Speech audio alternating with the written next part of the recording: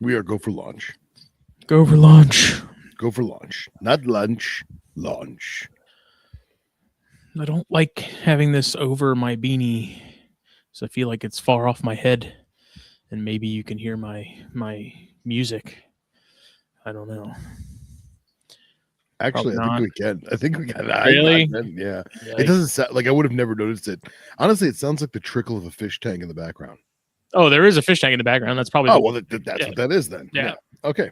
Disregard. It's the guppies all huddling around the fish tank heater for dear life Nice. Nice. because it's freaking cold here. It's freaking cold here, man. I don't know if people around the world have seen South Florida freak the fuck out because they got a little bit of frost. Oh my god, We it snowed on my car. No, lady, that's just That frost. we got snow for the second year in a row. Granted, it wasn't nearly as much as it was last year, and it wasn't nearly as debilitating as it was last year. You know, it snowed Sunday, Saturday night, and then by Sunday afternoon, most of it was melted except for the shady areas. So Yeah, it's my kind of snow where it's like here it's cool, and then it's gone by dinner the next day. Don't have to deal with it again.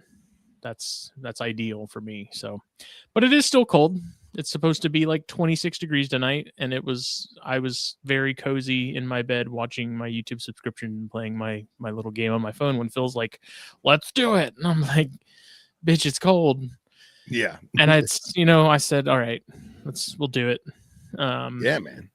We're here. Said, the older I'm getting, man, my tolerance for the cold is getting less and less each year. It seems like I used to be a cold person, and now I'm to the point where I'm like, maybe I'm turning into a summer guy. I don't like sweating, so I don't like the blistering heat either. But I'm not enjoying the cold as much as I used to. I gotta be honest, man. I am absolutely loving this because for the past 3 days I have not sweat, and it's glorious. It's glorious. I walked into work today in shorts and a t-shirt, and my coworkers all had like puffy jackets on and shit. And they're like, dude, what's wrong with you? This is your excuse to wear something long sleeve. I was like, no, man, I'm in a perfect temperature. And I do like it colder. Like I do like it cooler. Yeah. But yeah, it's just that sharpness that because we have the high humidity just causes that sharp cold that's just uncomfortable. Faux show. Rob says he's done with the cold. He's moving to Florida. Move to South Carolina. It's better. I don't know about that. It's all of the best parts of most of the best parts of Florida, and none of the. I'm still warmer than you, Bubba. This is true, but regardless, Snakes and Stogies episode 252. I almost said 525. We're not there yet. Nice. We're a ways. Brought to you by FullFaceApparel.com. Hats, hoodies, especially mugs, shirts. I have this Obsoleta patch beanie here where Obsoleta is misspelled. Didn't realize that until someone sent me an email and said, "Hey, your patches, you're missing an O." And I was like, "No, I'm not." And I went and looked and sure as shit, and I'm missing an O. So, oh, jeez. It's not the first O, is it? No, it's the one after the S. Yeah, Yeah, it just says Obsoleta. Nice, Obsoleta.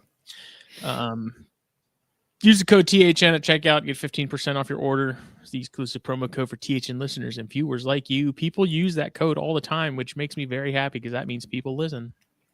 Mm-hmm. So for sure. Thank you all for that. Cold-blooded caffeine, best coffee around. Rwanda, Mexico, together in a bag that make the Snakes and Stogies blend. I need to talk to Trey about ordering like a 5-pound bag of this stuff because I got Katie a new, not new, but a new espresso machine, a Breville. And dude, that thing, nice. We've taken the Pepsi challenge on the coffee we make at home versus like the local coffee shops, Starbucks, all that stuff. The stuff we're making at home is so much better. Nice. So much better, dude. We've used a like baseline, pretty simple Amazon espresso machine for a handful of years now, and that was good. I'm now a firm believer that it matters. Like if you're going to do espresso, spend a couple $100 on a good little espresso machine. Doesn't have to be anything crazy or massive. I got this one off Marketplace for, I think like under 300 and new, they're like 6 or 7. And this Yeah. one had barely been used. So legit, get just a little Barista Express Breville or something like that. I'm hooked. Even with all the work it takes to do espresso and make a cup of coffee, it's freaking good, man. Always worth it. Always. Yeah. So now I'm really gotta figure out a way to get as much of our blend in the house as I can. That's it, baby. Need to hit up Trey and figure something out. Yes, the backpack we did draw a winner for the backpack. I have not shipped it yet. I need to find a box big enough to ship it in. That's also not massive because it's not very tall, but the box needs to be a decent size. So, yeah, it hasn't shipped out yet. It needs to, but a winner was drawn. And I'm gonna start looking at something else to give away because I try to do those semi-regularly. But speaking of awesome boxes, blackboxcages.com, the best racks, cages. You like racks, get racks. You like cages, they got cages. You will not be disappointed no matter what. The quality, the craftsmanship. It's there. It's there, man. I think we raved about it a little bit on THP the other night, talking about, the PVC they use is not like the cheapest PVC possible. Like they're not cutting corners there. It is legit higher quality PVC than what a lot of people are using. Designed with herpers and real world applications in mind. Tons of customization options in terms of from top to bottom. Whether it's casters, whether it's toe kicks, up to different lighting options, heating options, pretty much you name it, and they likely have it. So, blackboxcages.com. Check them out. Phil loves them. We love them. I love them. The best shipping of any enclosure I've ever received. I've never had someone get a black box cage and just be like, it's okay. Yeah, never. Every single person has been like, dude, these things are sweet. Yep. These are great. Yep. Yeah. And that's been a handful of people. So yeah, for sure. Millions of Americans can't be wrong.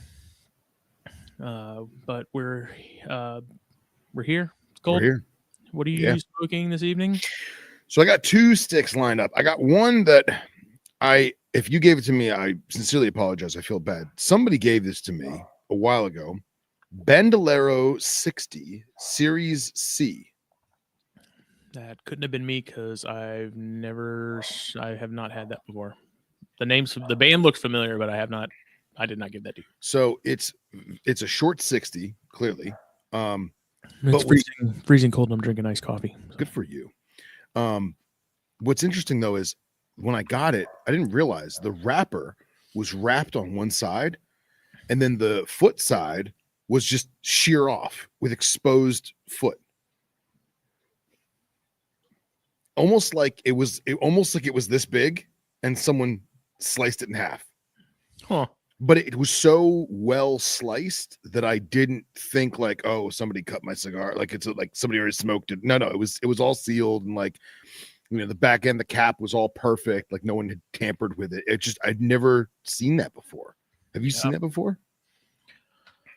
I've seen there's closed foot that we've talked about where the wrapper, like the very outside leaf wraps around the end, like it's uncircumcised. Yeah.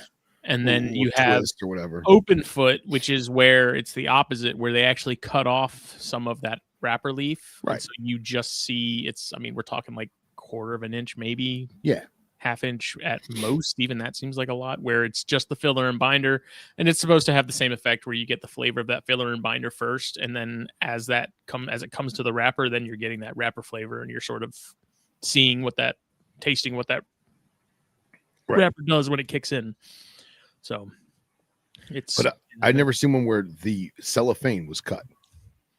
Yeah, that's weird. I've seen a couple. It's not common. I don't know what the benefit I can see being like None. I don't. I don't know. Because But the just in case, whole point of the cellophane is to like sort of it protected and like keep the humidity in or whatever. Yeah. Well, regardless, if it turns out crappy, we got a Cohiba Maduro number 5, fresh off the boat, like Tony Montana. like Tony Montana. Yeah. Very nice. Do you hear that? Is that a person or a dog? At first, I thought it was a coyote, like yipping, and it's probably just a Pomeranian. So same thing. Same thing. I made a tragic mistake because it is 42 degrees where I am. I need to go blow my nose. I'll be right back. Okay. Take us in, Captain. I do not have a cigar this week, so I'm busting out one of the Savinelli pipes. It's been a hot minute since I've lit one of these up. I've got a little small rack or collection of them, like 6. About half of them I use for aromatic tobaccos, half of them I use for non-aromatic tobaccos. And for those of you that are not familiar with pipe tobacco, your aromatics are going to be your stuff that's like flavored. So like cherry, the weirdest like Mandela effect phenomenon that I saw at the cigar shop was everyone and their mom had a grandpa that smoked cherry tobacco, to the point to where I'm like, there's no way this many people had a grandpa that smoked cherry tobacco. And I think, again, the Mandela effect, like in their mind they did, or at some point they did. But aromatics would be like your cherry. Your non-aromatics are going to be like your Periques, Latakias, or your English blends. What else? Not your Cavendishes. Those are going to be an aromatic.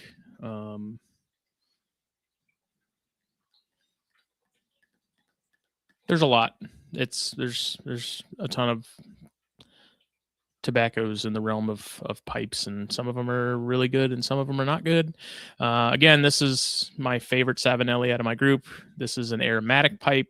So ideally with pipe, you don't want to, if you have an aromatic, you don't want to smoke non-aromatic tobaccos in there, like the sort of the overall objective.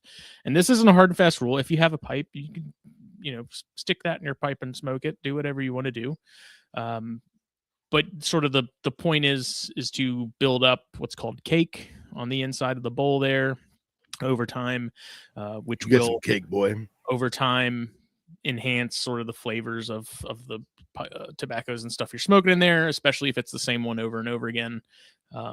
So if you're doing aromatics and then you go put like an English blend, which has a lot of tobacco in it, called Latakia, which is Syrian, which is very smoky, like Ardbeg. If you're a Scotch person, liquid smoke kind of just really in your face.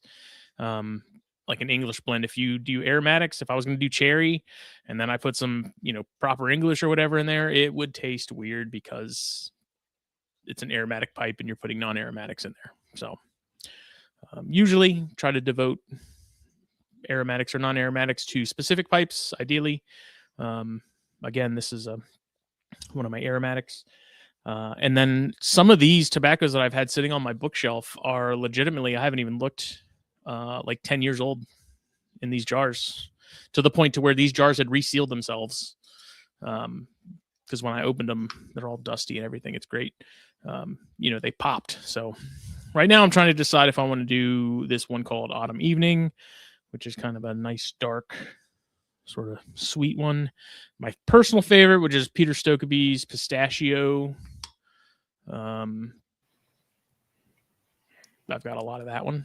So I think I've had that before. That's pretty fantastic. Pistachio is phenomenal. Yeah, pretty awesome. And I have another Stokeby that is black coffee. So I was like, I'm doing coffee. What should I do? And I'm thinking it's a little trickier to pair pipe tobaccos with stuff, just because it's a weird thing. There's a sweetness to it that isn't normally there with other savory things that we pair.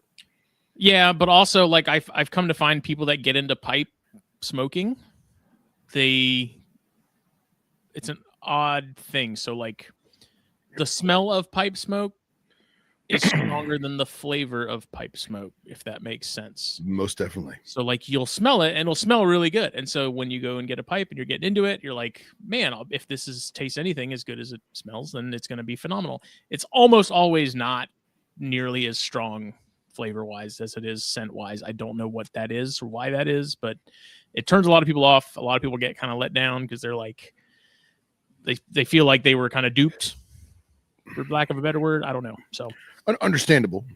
Have you personally felt that using a pipe filter in your stem has altered that in any way? No, I haven't found the filters to really make any bit of a difference. Neither have I. I never found them to help with anything. Yeah, like, the best thing, even cleaning. They're like, oh, it helps clean. It traps the tar. No, it just makes a mess. I mean, it helps. Like if you get the balsa wood ones, they kind of help in terms of like sponging up some of the moisture that builds up. Right.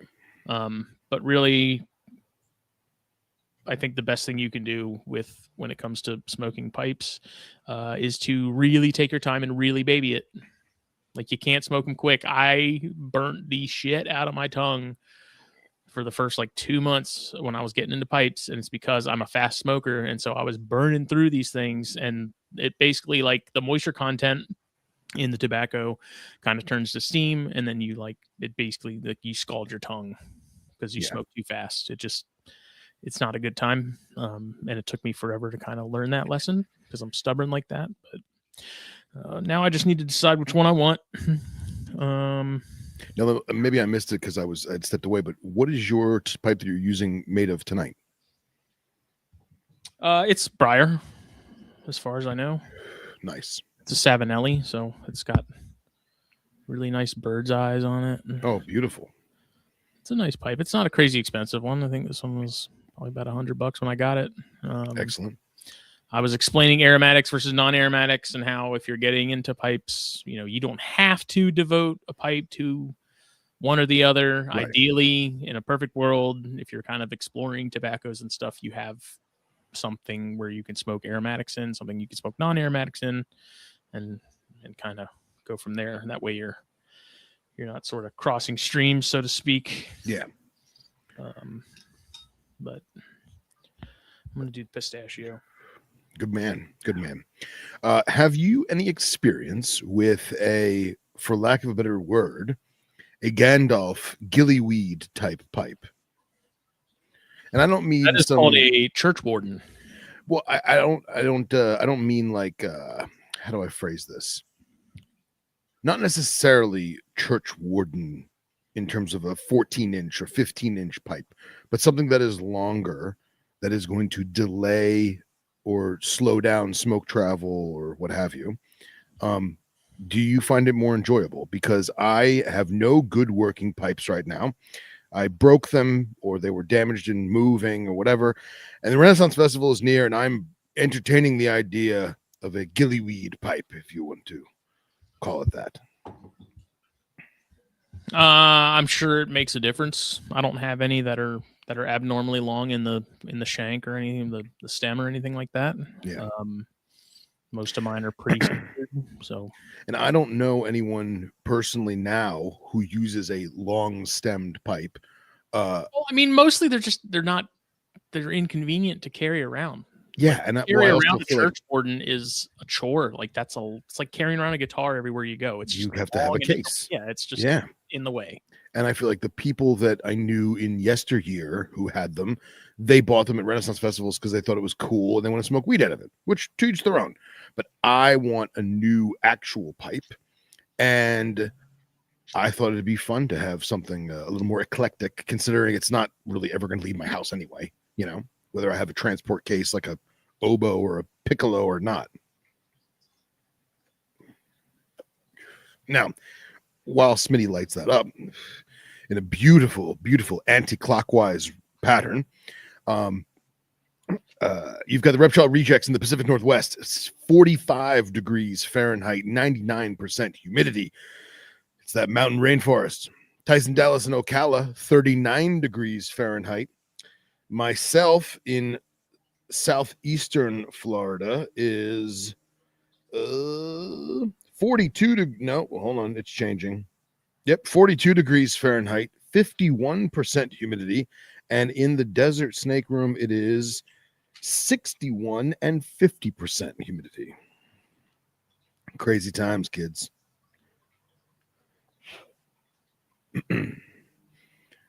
Now Smitty is using a match and he's gingerly lighting around the rim of the bowl, much like he would do circular motions on a cigar. Smitty, You use soft flames on pipes. You do not use torches. your Do segue not is beautiful. Torches. Yes. Soft flames. Bic lighters if you want to. I think it kind of messes with the flavor a little bit. Matches ideally. I used to carry around a grill lighter that had like the flexible bendy tip, and that made life real easy. Yep. But matches. So I'll also say don't light the match and immediately stick it to your pipe because you're going to get that weird sulfury smell sucked in there as well. I will also say that if you're using a match, get a match that's maybe a little thicker or a little longer so you can let it burn for a second or two so you can get the true soft flame and then do your draws. I wish I could just smell like pipe tobacco all the time though. So oddly enough too, what's interesting is like I've smoked cigars in public before, right? And you can always kind of tell when there's some people that just don't like it. I've never had a single person complain about the smell of pipe tobacco. Ever. Doesn't matter if it's English blend where it's that super smoky, like in your face, or if it's, again, cherry. I was saying while you were gone, there's like this weird Mandela effect that I had when I worked at the shop where like everyone who came in would see the pipes and be like, yeah, I had a grandpa that smoked cherry tobacco. Like everybody. And I'm like, to the point to where there's no way all of you had this. Like there has to be a Mandela thing going on where like that didn't actually happen, but you think it did. I don't know. I don't know, man. I smoked pipe for a little while, and cherry was a blend in there. So I never really got the cherry thing. I don't know. Cherry's not something I'm too big on. If I'm gonna do like sort of one of the core pipe tobaccos, it's like Black Cavendish is typically my favorite, and I just nice and dark and sweet. I had a friend who was a sales rep for one of the companies that we work with, and he was out in Utah, and now he works for a different company in an industry, but he was a huge pipe guy, and he sent me like a smorgasbord. He sent me like not the full size sandwich Ziploc bags, but those like the little skinny half sandwich bags. He must have sent me 6 or 7 different tobaccos and then like 3 or 4 of his own blends that he made. And half of them, I smoked half of them, and the other half I honestly forgot about, especially after I broke my good pipe. And I let them all get dried out, and it's garbage, man. Sad. Yeah, that's why I have a bookshelf just full of these jars. Yeah.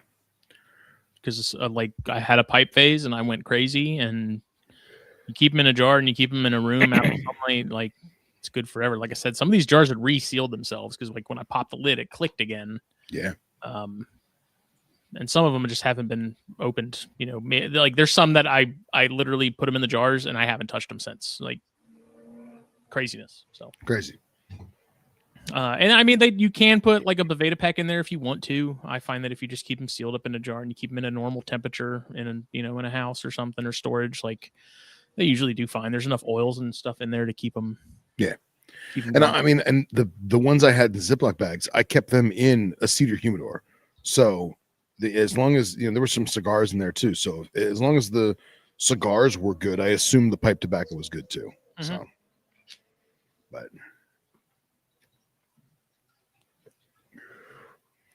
So now Smitty is relighting his pipe. That is something that most people don't realize, is that because it is such a, lack of a better word, slow smoke, it does go out relatively quickly, and you are going to continue to light it.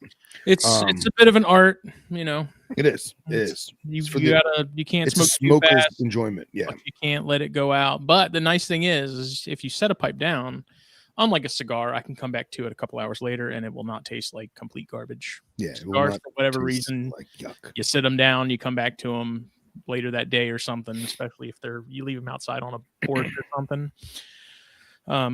They just don't taste good at all, like terrible. But if I leave one in my car ashtray and I come back to it, and my car's like closed and sealed up, it's fine. So it's Interesting. a humidity thing. So I had a coworker, and again, speaking of humidity, obviously South Florida, it's perpetually humid. I had a coworker, and back 10, 15 years ago, we would always go out to dinner after work. Like the guys, we didn't have wives or anything. It was like, oh, let's go get food. And he was older than us. He was probably in his 50s at the time. And he always smoked a cigar everywhere he went. And obviously can't bring it in the restaurant. So he would literally like take 2 or 3 puffs and get it real hot. And then he would stick it in the fork of 2 branches of a bush outside the restaurant. Or sometimes he would even put it on like the windowsill of the restaurant. We'd go in, we'd have our meal. He'd come out. Sometimes it would still light.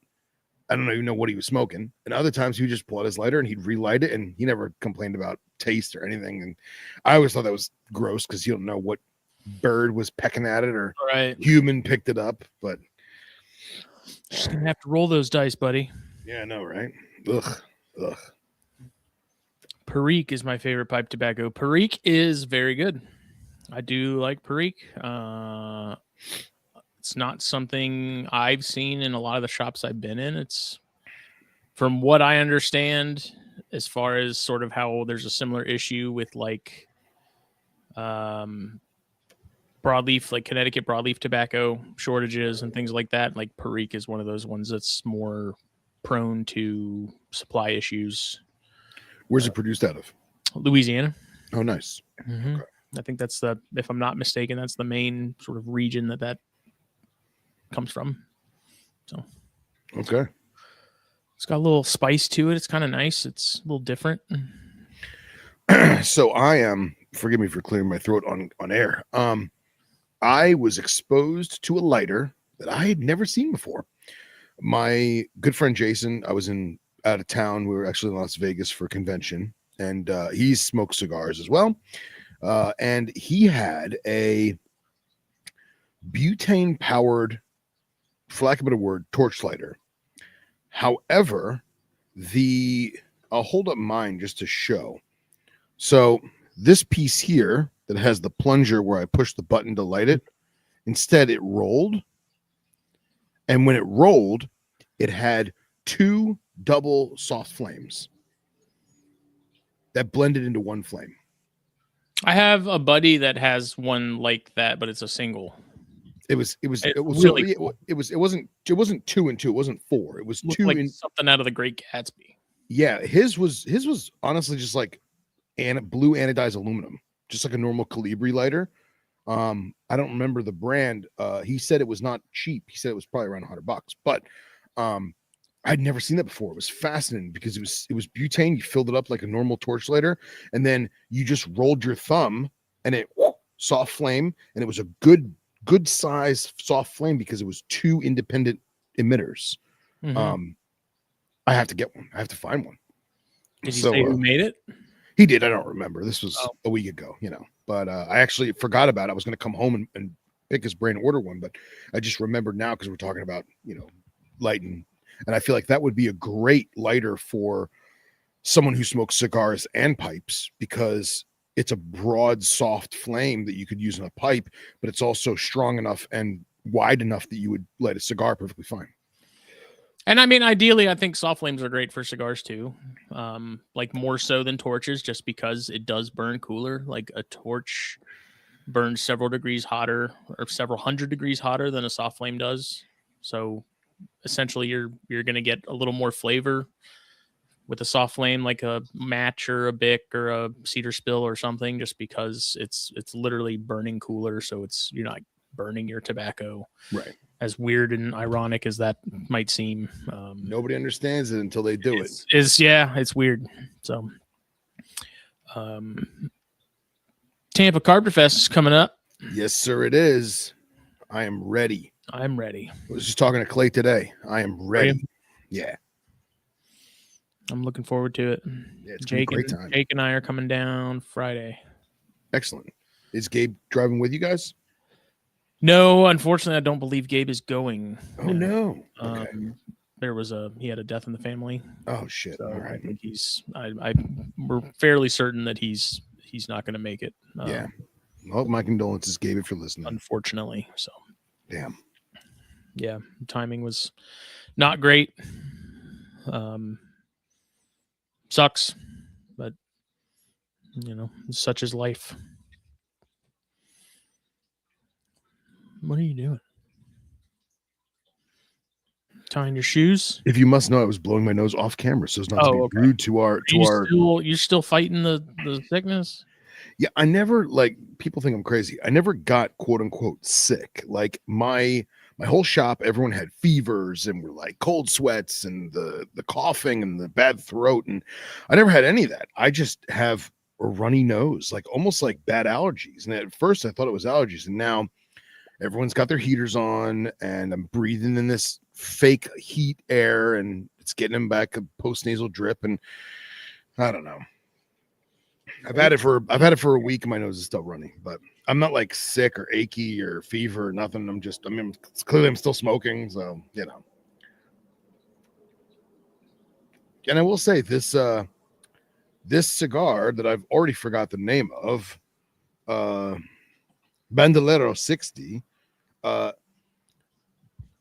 not that impressive in the taste or the aroma, but the consistency of draw and build quality of burn is fantastic. Not a single hiccup. Yeah, not a single hiccup. So, and it's not unpleasurable, but it's just not exciting. It's a cigar. It's a cigar. That's my my rating for something that's it's not terrible. It's not great. Yeah, it just is. It just is. It just is. So, so we've been talking about doing a Inat episode. Yeah, but we were like, I was thinking about it a couple weeks ago, like before Christmas and stuff. I was like, man, we're like, what's a place that we can't go that I bet probably has some really cool stuff that we just don't see? And the first place that popped to mind was Angola. Second place was North Korea. But I figured we have better chances of actually seeing INAT observations from Angola versus North Korea. Did you even try? I didn't try. I haven't. But I kind of have a feeling of what we'd see anyways, and it's really I'll do it right now. Let's just see. Regardless. And look, man, even if it's the North Korean government like posting pictures, it's still cool.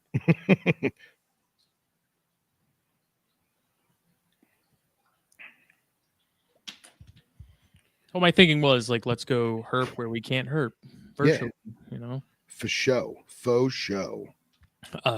Iran is a good one.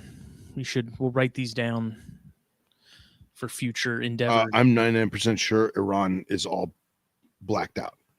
Is it really? I mean, yeah, I think there's some observations of stuff, but like anything that's of merit that we would want to see, no. And from what I gather, Egypt is also completely shut on the new or the current iNaturalist. But if you have the old app, it has all the old hits. So like I have the old iNaturalist, and you can go there and see tens of thousands of species in Egypt. But if you download or you have current iNaturalist, you won't be able to see anything reptile wise, I should say. Weird.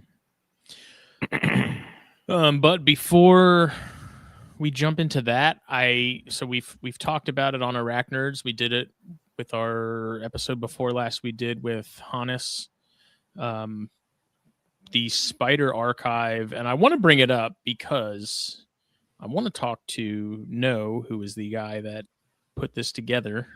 It is 100% free, and I think the herp world to have something like this would be an absolute game changer.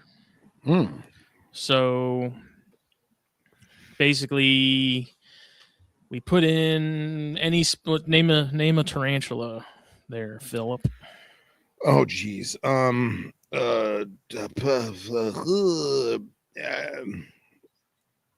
a Smith eye, whatever it's called now.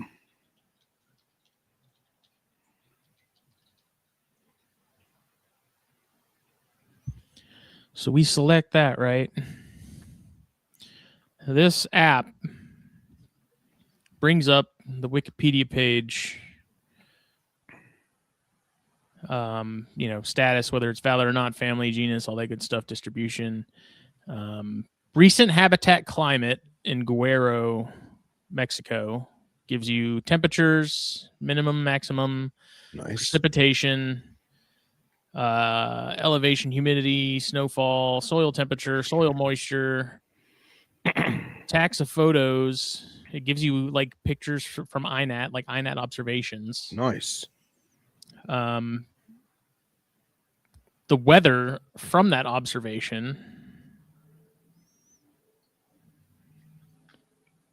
Wow. And then similar species in the genus. And so like it does this with everything. Like if it's literally a described species, it will give you all this information that you need.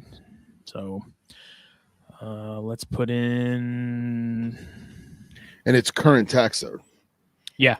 Excuse me. So like if something like this existed for the herp world, just in the available information of like habitat and weather in that current area, I feel like that's a pretty big deal. Yeah, that's pretty awesome to be able to just pull it up. Yeah, go to see all the INAT observations. It's just spiders. It's not arachnids or actual insects or anything. Right. Just spiders. Okay. So just a side note, Tyson Dallas says he just pulled up Egypt on INAT. It says there's 2,500 observations and 68 species. Most observations appear to be sea turtles. That's awesome because I just did it a few weeks, probably a few months ago, looking at stuff for looking at like temperature stuff for my snakes and like seeing what times of the year the photos were taken, and I couldn't see anything. So maybe it was just a bad update on my end. I don't know. But oh yeah, look, I just did it. That's freaking crazy. All right, well, I retract my statement. Thank you, Tyson. That's awesome.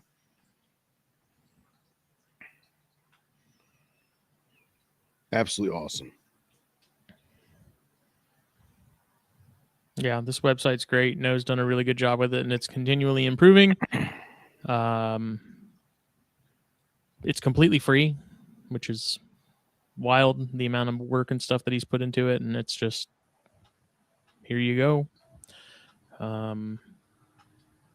A comprehensive archive of spider information, up to date and meticulously curated by a competent and passionate community of keepers, scientists, and behavior technologists.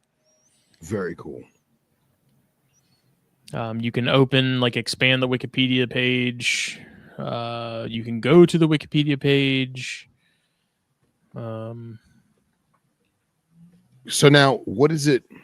So it's basically just extracting data from multiple websites and compiling it, just putting it into a single, a single thread. You're not having to pull up weather apps to find, the areas you're looking for. Like it's just there, and it tells you where, and it tells you, whatever the last recorded data is as far as precipitation and things like that. This says 2023, but I don't know. I'll have to ask Noah if that's accurate or if that's based off INAT. Or is it based off of the weather station in the city, 40 miles south? Right. Yeah, but I'll have to ask him. But man, if something like this existed, I was gonna say, how many weather stations do you think are on Sri Lanka? I can't be that many. I thought there'd be a lot. I thought there'd be hundreds. I don't know. How big is a weather station? I mean, the weather station could be on the top of an apartment building, Yeah. Who knows? Especially if it's government funded. Well, maybe not government of Sri Lanka, but you know what I mean. Yeah. That's really cool, man. I don't know. I'd like to share it, and I've been meaning to ask him. Like, I don't know exactly what all goes into making something like that. You put in, striata in there, but like, is there a way for me to, let's say I encounter a spider in my backyard and I don't know what it is, and I don't want to assume it's Hogna species, but can I type in like wolf spider, or like, can I type in South Florida and just see what comes up, or is that's an INAT thing? That's a good question. Because I mean, like, you can type in spiders on INAT. No, it says species, you know? genus, or family. Okay. Search criteria. So Yeah, but how am I to? It's not necessarily for IDing. It's more for you already know the ID. right Now you want the now data. you want to know what the Yeah. Okay. natural history information is. Mhm. Correct.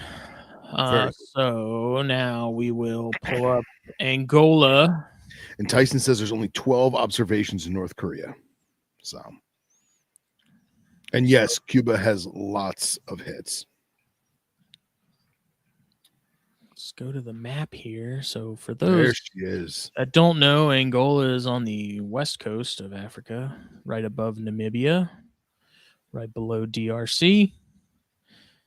And it's historically not a Not the best place to go on vacation. go vacation. Yeah, Let's go with that. Yeah. So I filtered it by amphibians, reptiles, and arachnids. Nice. Good. Then right off the rip, we got some Conyxus. Hell yeah. Look at that sucker. I think is that a Homiana? What is that? Mm-hmm. Yeah, that's got to be Homiana. Look at that little guy. That's such It's a really cool coloration. So I was curious, like, what do we see in Angola that like we don't see here, as far as, because I'm sure there's a good bit of stuff that has a wide range, like puff adders here. Nice. We're gonna see those all over the place because their range is massive. Yeah. But what about the stuff that we don't really see? Yeah. Like a Cape wolf snake. I'm not familiar with those. This one is it looks Lycodon? No. I think it is actually. Is it Lycodon? It is Lycodon. Yeah. This one unfortunately looks like it met its demise some way or another. Lycodon capense, but it says need ID. It's not like verified, or no, Lycophidian capense. Okay.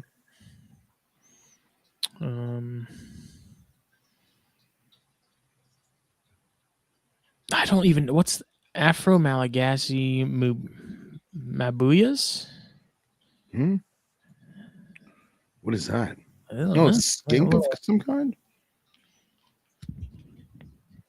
Very cool.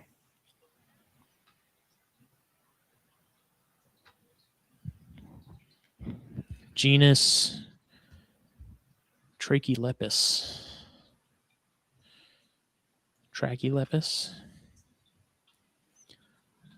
Of course, we have Causus, your night adders. Beautiful. That's a really cool looking one. DePhilippi?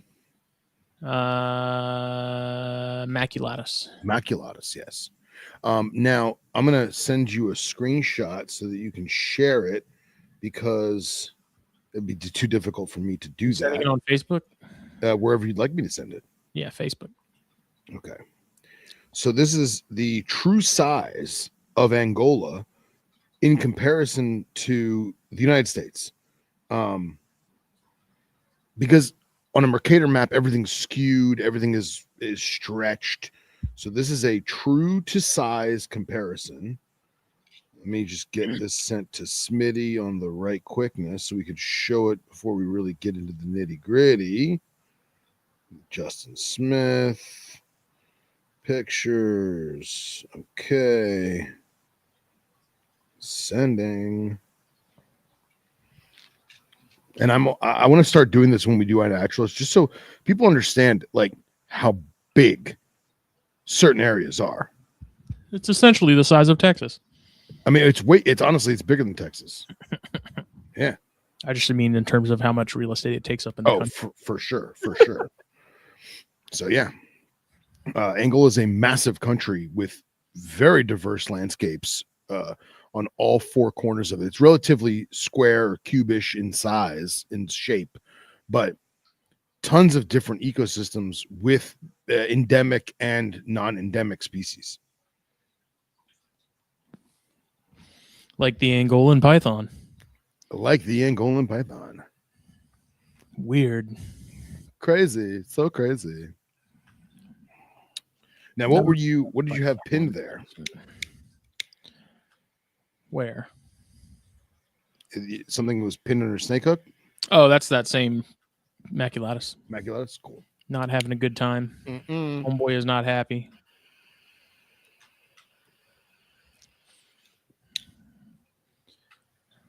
Let's see something else that stood out. Nice. The Levant fan-fingered gecko, Tyodactylus pusei. I don't know how you pronounce that. Now, I want to know. Now, this is something that we never talk about. Florida is not the only place with invasive species. Is that Levant, like the Middle Eastern Levant region, and it's invasive in Angola? Maybe. I'm unfamiliar with this gecko species. I'm pulling it up right now. Found in Iraq, Israel, Jordan, Lebanon, Saudi Arabia, and Syria. So yes, Called it. Look at that. So that's wild, man. We're not alone in South Florida with our invasives. It is a nice looking gecko, though. Yeah, super cute. Love that pattern. Get this damn picture to pull up. Guess not. Take me to the observation. All right. It is super confusing. Like I use Inat on my cell phone all the time, but like on a computer, I'm like, duh. Like, oh man, look at that. It's like a desert tokay. Desert tokay, yeah. Yeah, that's super cool. Look at those toes, man. Look at them toes. Fan fingered.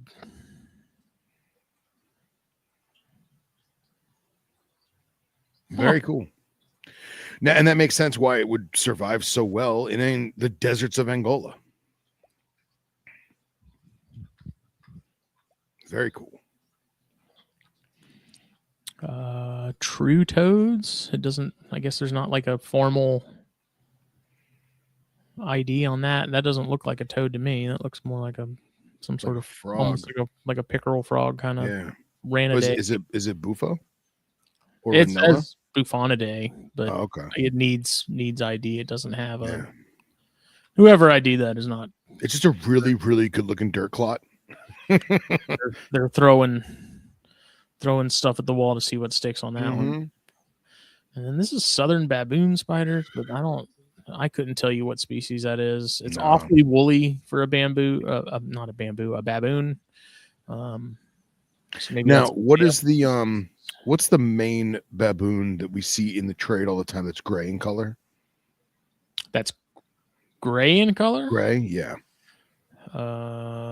Is it greater horn? The Sierra stuff. Okay, so that to me it resembles that, just covered in dust, but there's obviously no horn.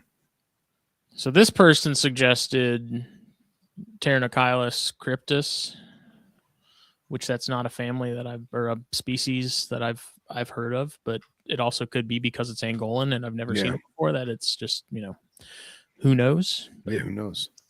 And then there was a species of Haedogenes that I didn't know was even a thing, like Hani. Interesting. I've never heard of that before, but wow, thought it was cool. It's a nice looking female. Yeah, it's very very troglodytes in coloration, almost bicolor. Is that can we do a sidebar or a sidecar and see if that's endemic to Angola? That thing is super cool. Map.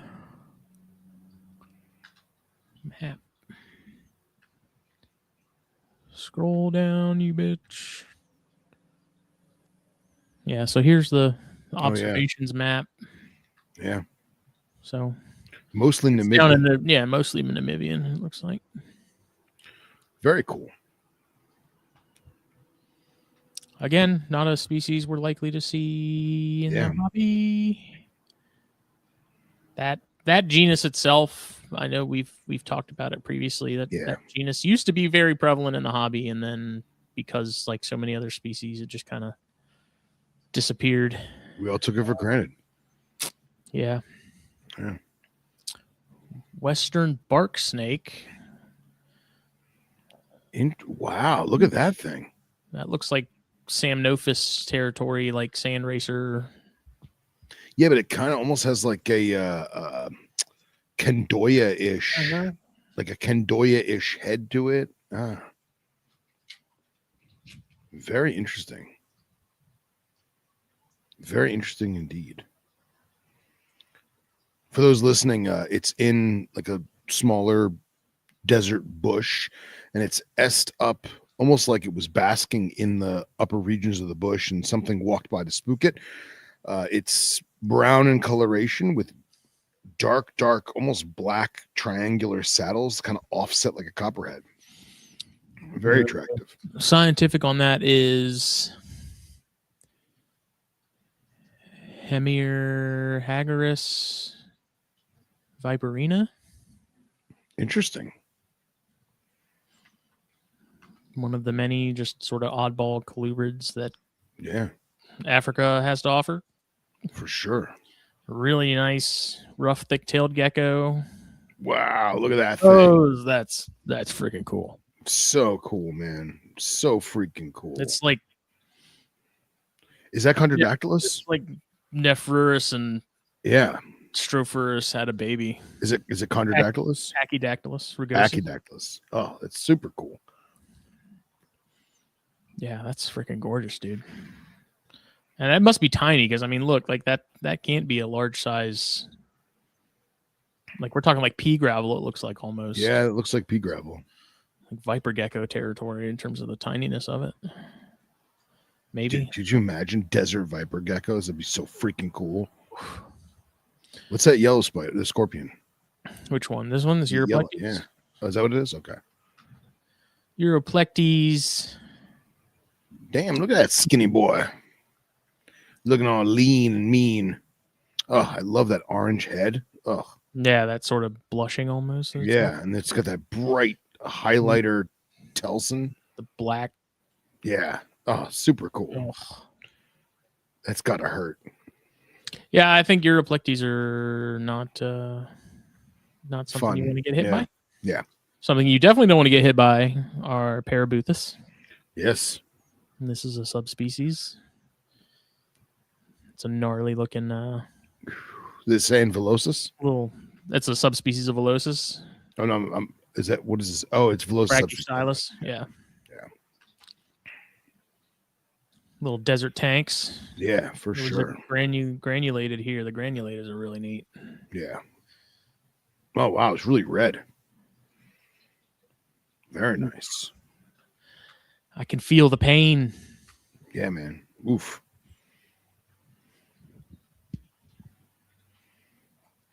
Western keeled snake. Scientific name is Pythonodipsas carinata. Interesting. Look at that. Wow, that's like dude. a saw-scaled mimic almost. Okay, for those listening, imagine an Amazon tree boa, but saw-scale viper scales and color and pattern. With a hint of Amidites on the coloring. With a hint of Amidites on the zigzag dorsal. Dude, that's crazy looking. We need to investigate further. We do. Would you like to know more?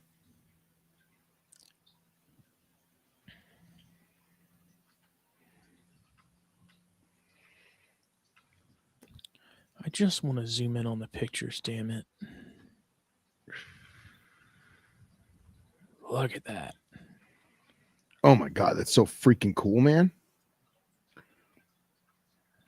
I just wonder, how do I just go to that observation? Like, I don't understand. Let me try and do it on the phone. See if you can. Those are weird. Dude, that's super cool looking, man. It's like a saw scale telescopus. Yeah.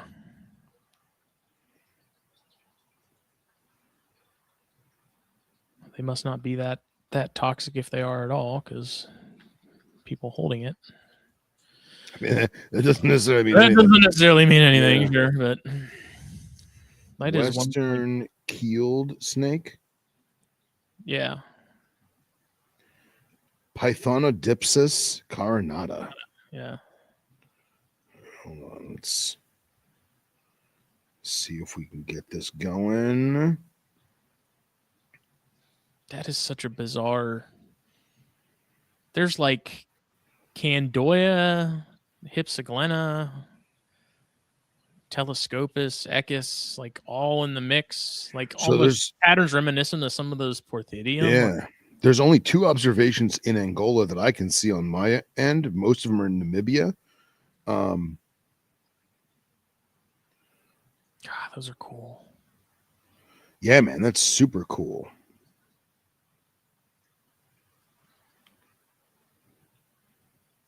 So, do you have 3 dots in the photo?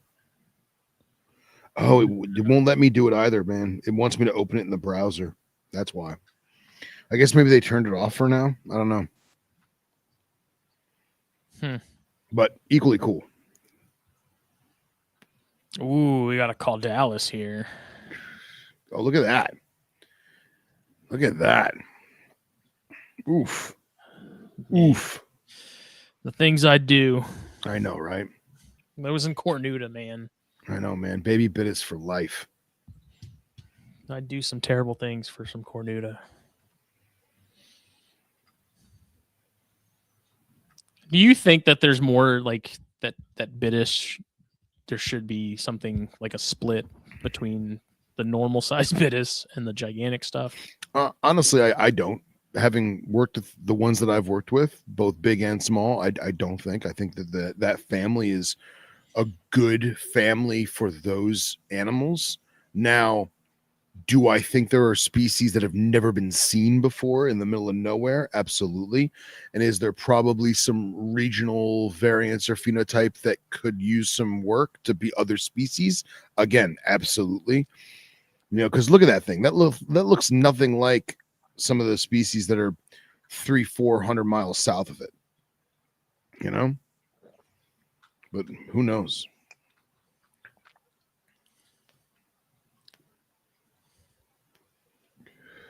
Yeah, here's that Samnophis I was mentioning earlier. Those Nice. sand snakes that are really pretty. We see these imported a lot. Yeah. I don't know about lately, but I know a couple years ago, there seemed to be an unusual amount of this genus for sale. Yeah, most of them are out of Egypt or Ghana. Ooh, this banded spitter, barred spitter. Oh, it's pizza. Oh, it's pizza. Damn. That's a species I forget about. Yeah.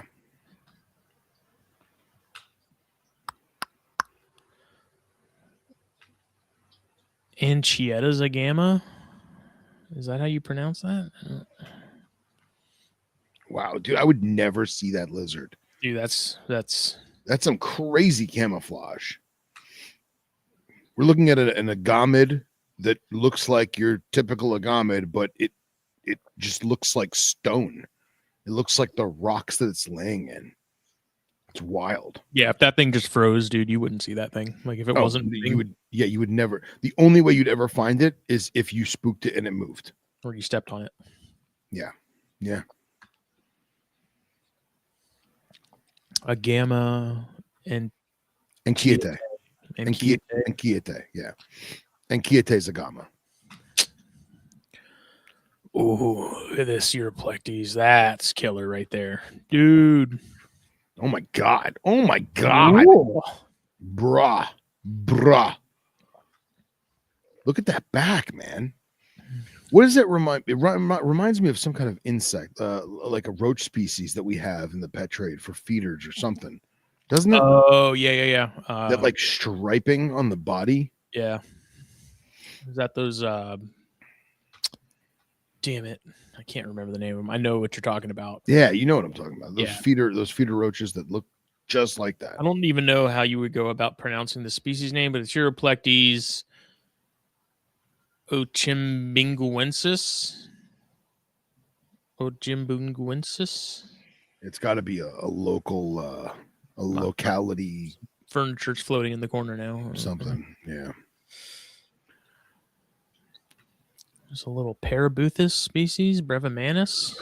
Oh, cute. Look at that thing. It's a little stubby ass. Yep.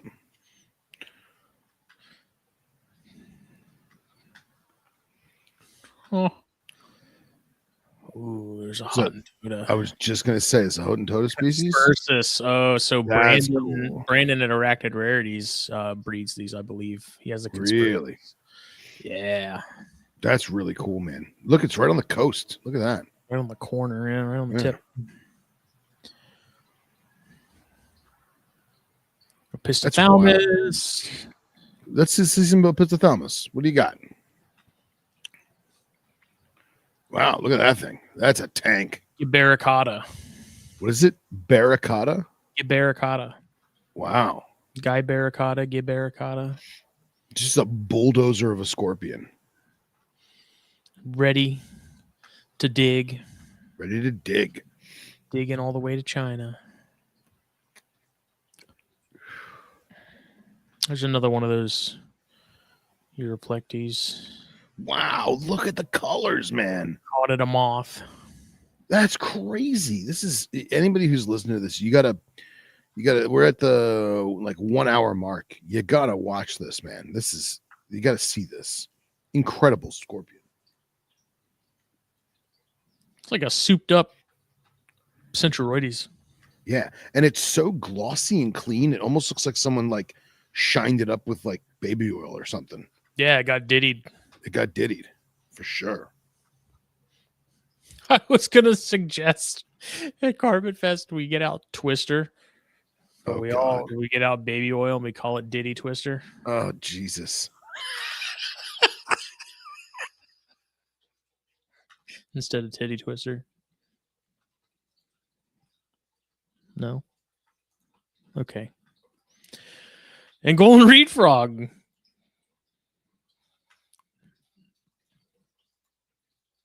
Really crappy sidekick photos.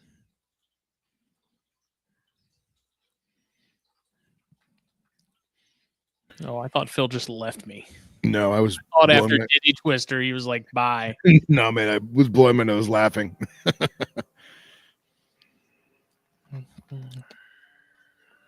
They have gaboons? They do have gaboons in Angola, don't they? Yes, they do. Let me see that. Zoom in on that. It got. Oh, no, it got got. It got. Damn. Giant murder caterpillar. Yeah. Caterpillar. It was a Belliana. Oh, yeah, see that. That's a nice one. That's good looking. Lots of red. Yeah.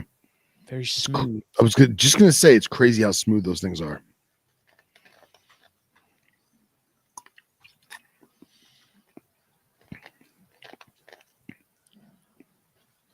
Large-eyed green tree snake. It's Rhamnophis. Wow. Is it large-eyed because its eyeball is popped out because it got murked? It's very pretty.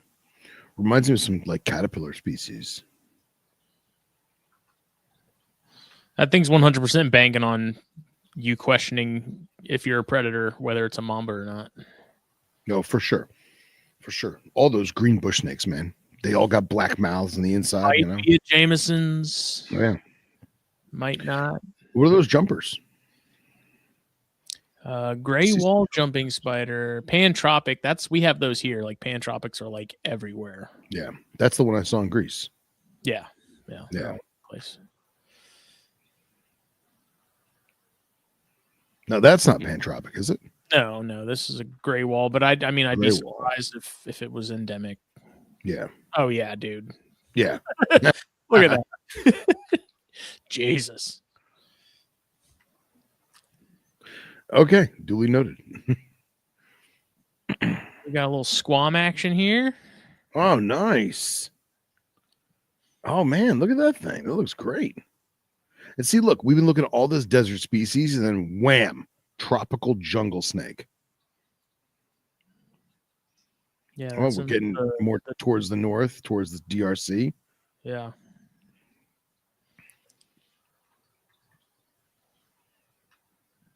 Oh, we got a Jameson's.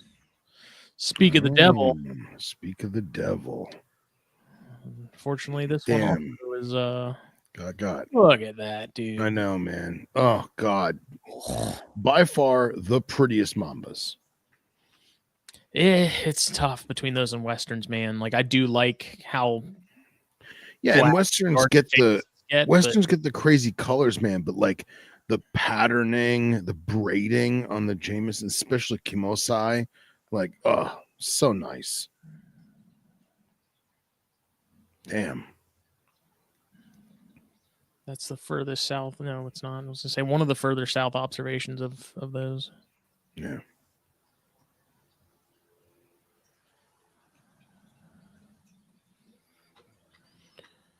See what this one looks like. This is further south. Still in Angola. They're calling that that's definitely Jameson's. Wow. That's a good looking snake. That's a great looking snake. Oh, it's a pair. I was just gonna say it's those yellow, that's usually like hormonal female. Nice. Very nice. Oh, that's weird looking. Wow, look at that thing. The hell is that? Gold band Thyene jumping spider. It's got like a little crown. Thyene natalii. Yeah. Natalii. That's endemic. Yeah. To like the bottom half of Africa. Yeah. Sub-Saharan Africa. Very cool.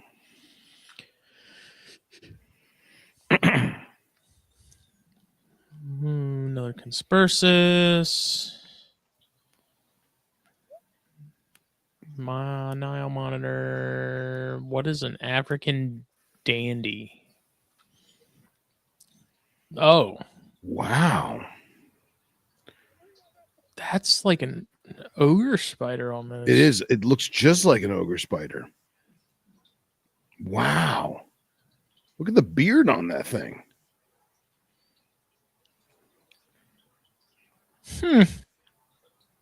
That's crazy. And look, it's got 2 legs. No, that's 3 legs in the front.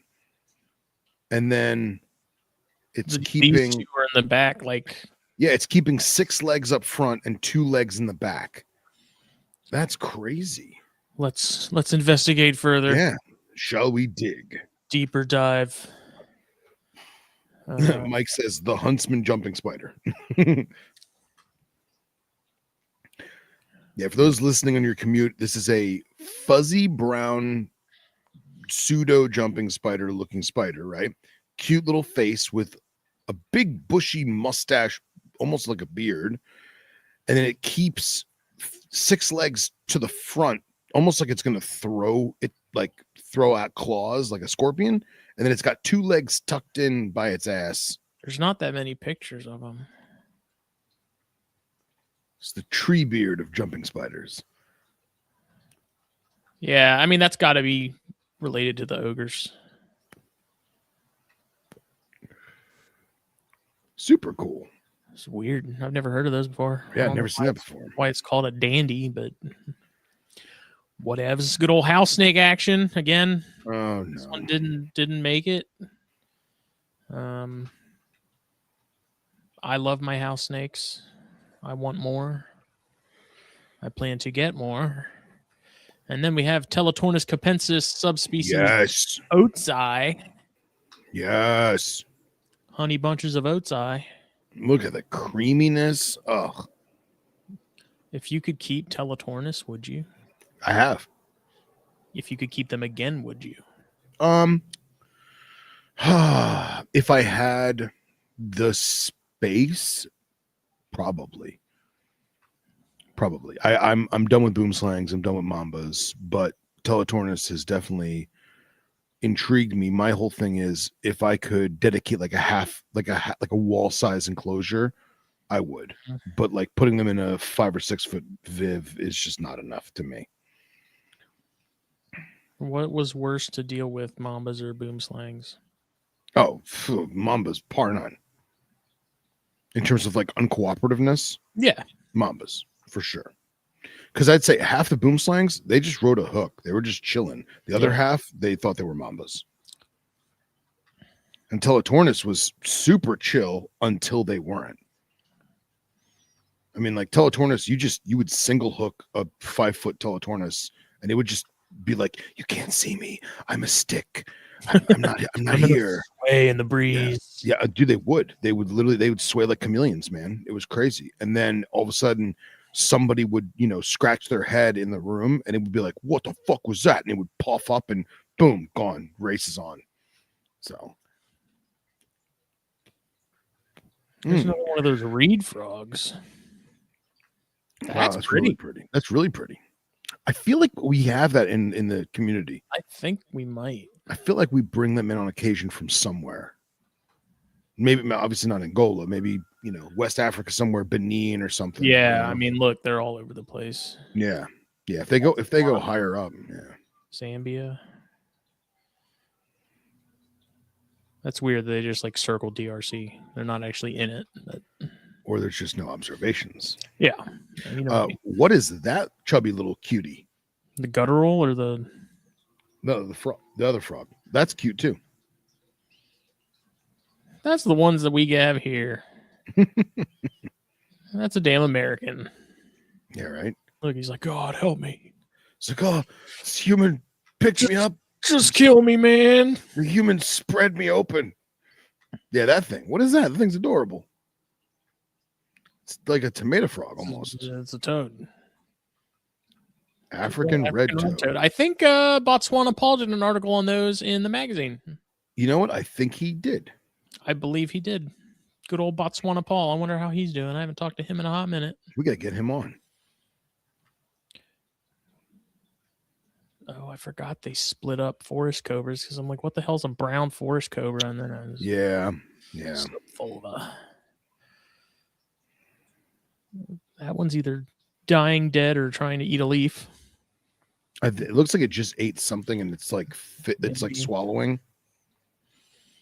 That's another species or I guess group now that I always heard like were just a handful, especially depending on which ones you got. Yep.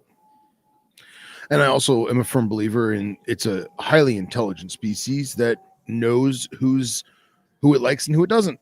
Let me phrase it: who it tolerates and who it doesn't.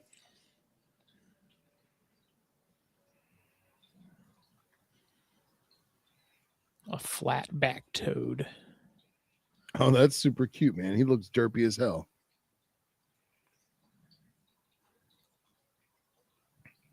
It is flat. It is flat. I like when they choose the most like Captain Obvious names they can for stuff. Yeah, it honestly it reminds me of like a scorpion fish, but as a toad. Like just like looks like a rock. We're in Africa and this toad is red and I got a name for it. Yeah. Let's keep it simple. Flapneck chameleon. A black mamba. Guebe's ridged frog. Man, they ain't nothing but a leopard frog. That ain't nothing but a fancy leopard frog. Fancy leopard frog. The Lygodactylus. That's cool. Brad Field Eye. Oh, that's super cute. Look at that thing. It's got to be a girl.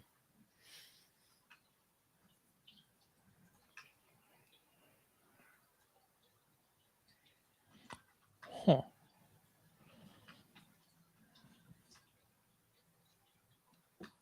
What is this? Wadicosa fidelis. Oh, that's like a sort of like a wolf. Yeah, wolf spider. Hunt spider. Yeah. What a deal. Big old Nile crocs. Fishing spiders. Olive whip snakes. More Samnophis. Okay. Mashona hinged terrapin. Oh, wow. Shauna.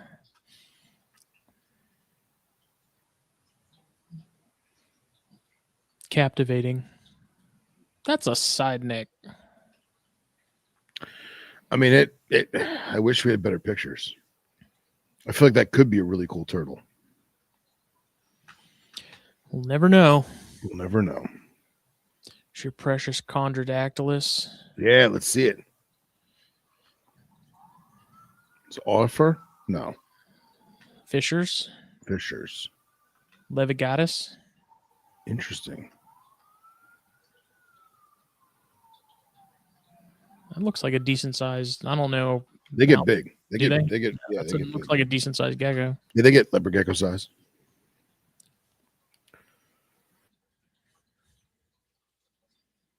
More bullfrogs and the usual. Another reed frog.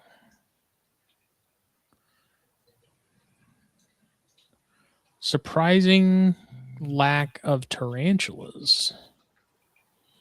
Yeah. Sand frogs. Very pixie-ish. I was gonna say it's like Africa's Pac-Man. Pac-Man. Yeah. Desert Pac-Man. Mountain day gecko. Wow, that's surprisingly grandest looking. Is that Phelsuma? It's not even Phelsuma. It says Wow. Rhoptropus montanus. Interesting. Do we dig further? Yes, we do. Would you like to know more? Ooh. That's really cool. That's weird. That's like a day gecko and a gamma had a baby. Yeah. It's very Platysaurus. It's like almost like a Phelsuma. It's like a Phelsuma Platysaurus hybrid. There's only 3 observations, and they might be from the same one, actually, these photos. That's interesting. Are those strictly an Angolan thing? Yeah. Looks like it. Wow. Wow, that's really cool. See, I wouldn't have known those existed unless we went virtually herping in Angola. Yeah, that's really cool. Now, what's the green patch? National Forest or something? I have no idea. Map legend.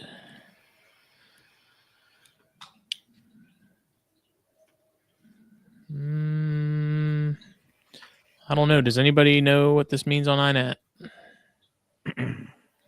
Maybe that is just a national area. I don't know. I mean, the observations are limited to, unless they're just sort of obscured in general. Maybe that's, I don't know. All right. Now, how about this? Zoom out. Is there anywhere else? Is not found anywhere else in Africa? It's not like a transplant. Oh yeah, look. Yeah. Oh, no, that's Angola only. Nice.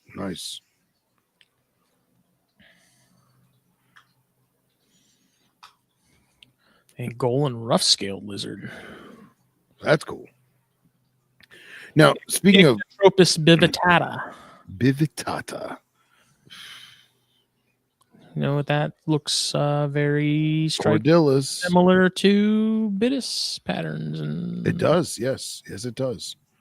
Now, we haven't seen any Cordillus or Platysaurus or their kin, and that's interesting to me.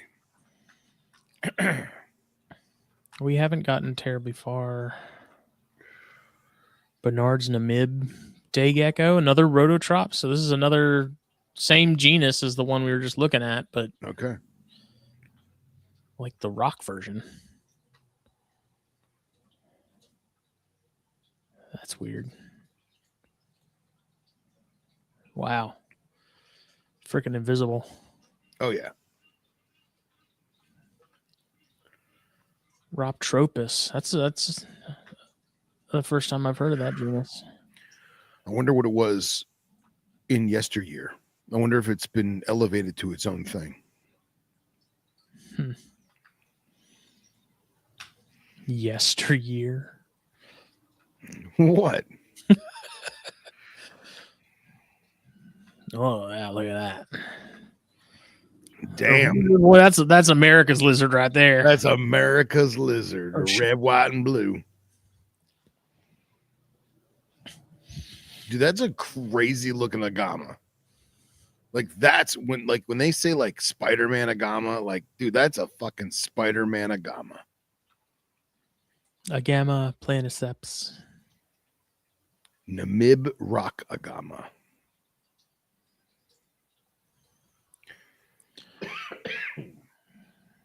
There's another one of those mountain day geckos.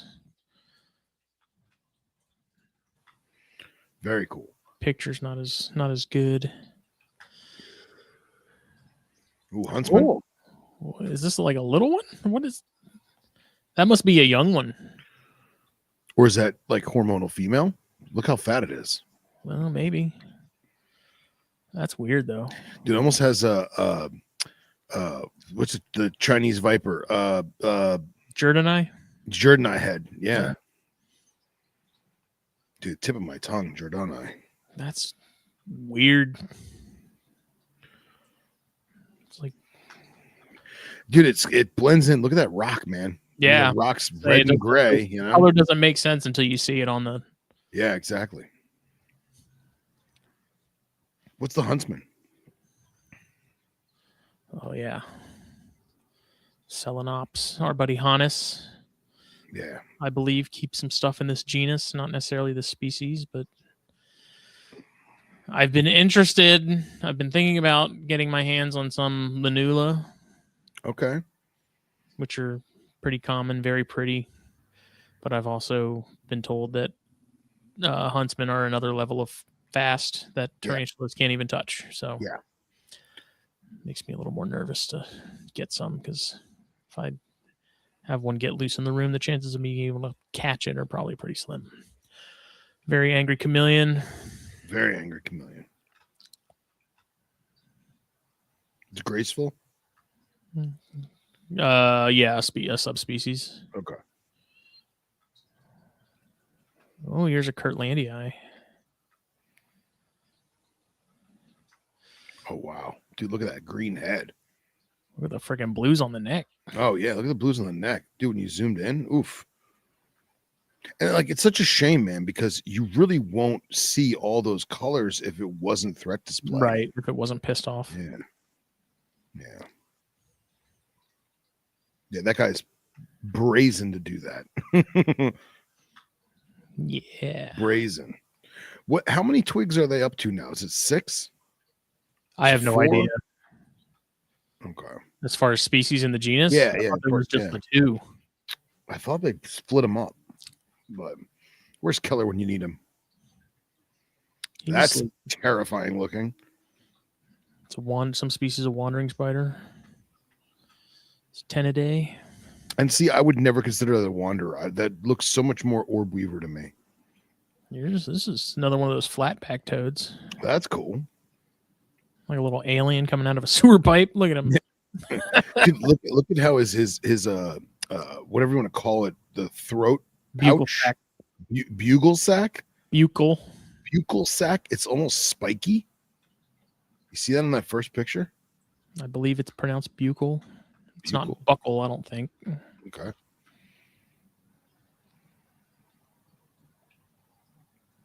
Here's 2 of these. That must be a little guy. Yeah, it's got to be a little guy. Unless it's 2 different species sharing the same rock. I don't know, man.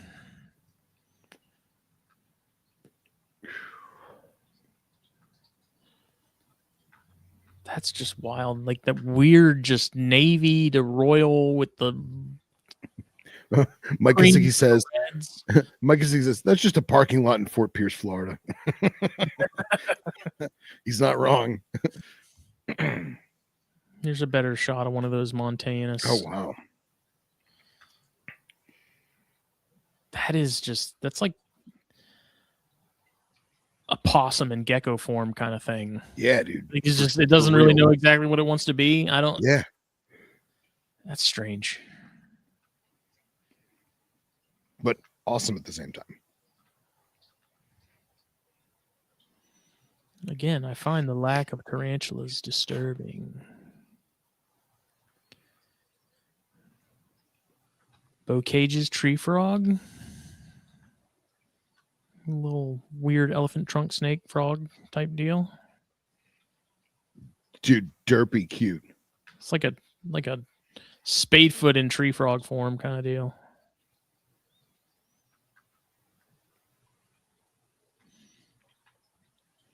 Did we look at rough sand frog earlier? I don't No. think.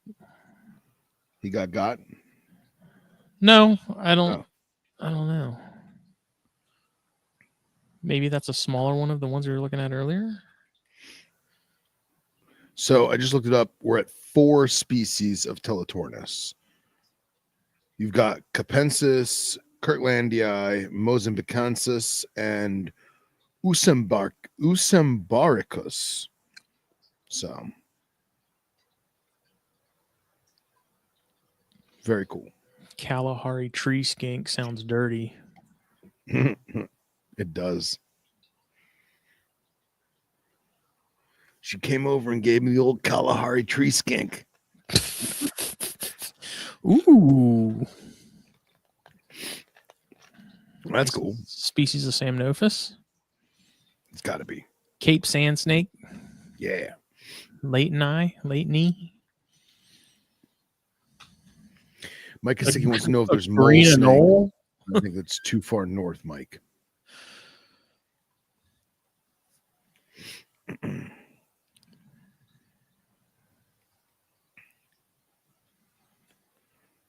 Ooh, I just got to chill.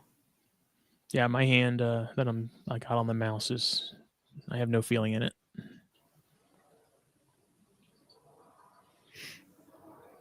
A lot of rock iguanas or gammas, I mean. Oh, that's a nice puff. Oh, it was a nice puff. It was a nice puff. Damn. Looks like what I got upstairs. Damn. It's a bummer. Yeah, it's a shame. Angolan white-throated monitor. Oh, nice. In a bucket? This is a kiddie pool? Oh, it's a little baby guy. Little guy. It's a little guy. Little dinosaur. Yeah, I love when they have that black tip on the snout. When they have like color and stuff. Yeah. I love it when they're pretty. Yeah. Look, and he's like, what do you want me to do, man?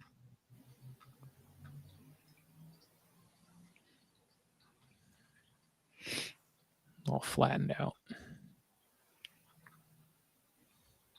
It's like, why'd you leave me this drainage ditch? Yeah. Yeah. Damn it. I'm not a water monitor. That's how I can tell when the sand boas are over my shit. They get real flat real quick. Oh, I can believe it. They go into like paper plate mode. Is that more Epistothomus? Yeah, same species that we looked at earlier, the Barracuda. Yeah. Is that another Belliana? No, that's an Arosa. Oh, nice. Oh yeah, look at that. Look at that flare, the flange. Yeah. Very cool. That's got to be like eastern range of the country, right? I don't know. Let's look. Oh no, it's like smack dab. Oh, it's southern. Southwest. Yeah. Wow.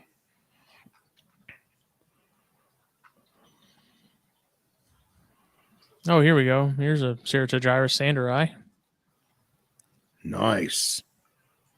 Very nice. Dude, that picture's deceiving. That spider looks way bigger than it probably really is. It's probably a decent size. It's definitely, what do you think, like silver dollar? Probably bigger than that. Probably bigger than that? Nice. This just says tarantulas. It's a picture of a hole. That's probably some species of Ceratogyrus too. More than likely.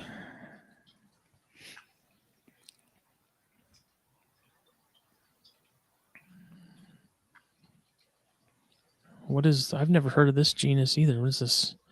Philothamnus? Yeah, it's another one of those green bush snakes. Good old throw them into the green bush snake bin species. Like Yeah, it's yeah, green and it's in a bush. yeah. It's pretty buff. I'll be right back.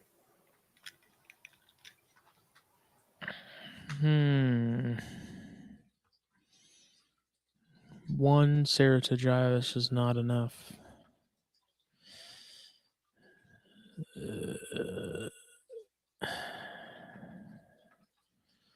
Big old Nile croc. This is a lot of the same. I don't know how much further we'll go. We may have explored all the wonders that Angola has to offer.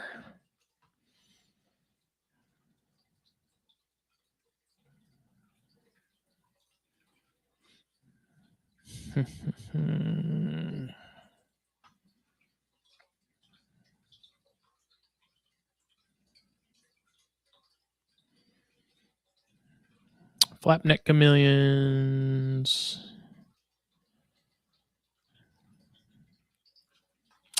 Oh, Ceratogyrus and Tonitifer. Oh, those are neat. I'll wait for Phil. Any legless lizards? There was some skinks that were. They appeared legless a minute ago.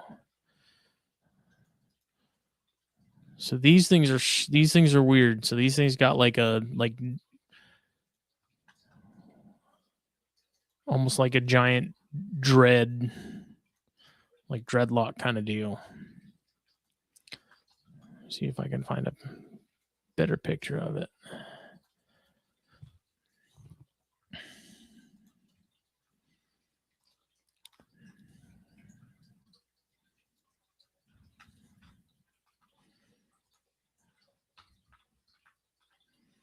This is sort of a newer species that's newish to science. It's one of these. I don't know, that picture. The flash makes it look blue, but this species has like an insanely long horn on its carapace. There we go. It's a newer species of Ceratogyrus. Someone found one, I guess, on their tent. The picture makes it look blue, but they're not. And just thought it was interesting. All right, let me ask you this. You and I are camping, and that happens. What do? Are you containering it? Are you picking it up with your hands gently and throwing it in the bushes? After you've taken a bunch of cell phone pictures? Probably containering it. Yeah.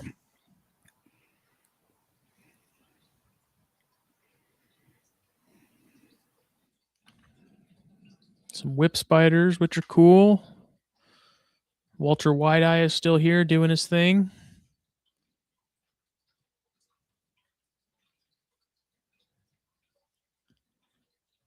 Yeah, the more I see these Angolan reed frogs, I think I have those do look familiar.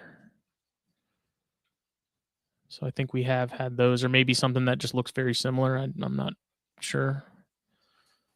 I'm also pretty sure there was maybe not Attenborough, but like an Attenborough style documentary about, what was the Okavango Delta, or maybe somewhere in Botswana. Mm-hmm. And those reed frogs were featured in that. Also, see that stripe one? That? Yeah. Is that the same species? Yeah, I think that's just a young one. Yeah.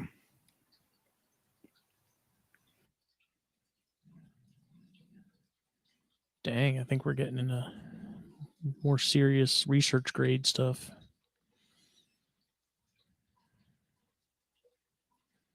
Hemidactylus stuff.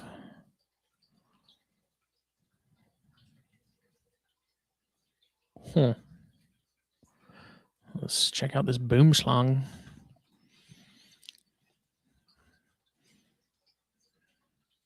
Since when do they come in red? It's a damn good looking snake, man. It's fucking red. I've never seen a red one. I've never seen a red one. I mean, that's what it is. It's clear as day. But man, that's red. It's like, if I don't move, they won't see me. Yeah. They're That's just like, fancy Nerodia people. Come on. I was just about to say that's like marsh snake red. Look at that. I wonder how. Oh, that's not even. I was like, maybe that's closer to Namib or something, but it's not. It's actually like north. Wow. Huh. That's awesome looking though. Yeah. It's just when you think they don't come in any other colors, one pops up. Says, but wait, there's more.